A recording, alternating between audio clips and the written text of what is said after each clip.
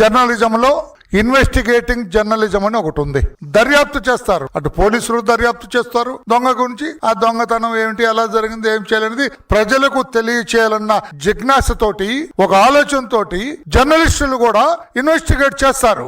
అందులో భాగంగానే ఒక ఛానల్ జర్నలిస్టులు ఇది దర్యాప్తు చేయటం మొదలు పెట్టారు. ఎవరి? రవికుమార్. స్వామివారి సొమ్ము ఇంత నిర్భయంగా కొట్టేయటం ఏమిటి?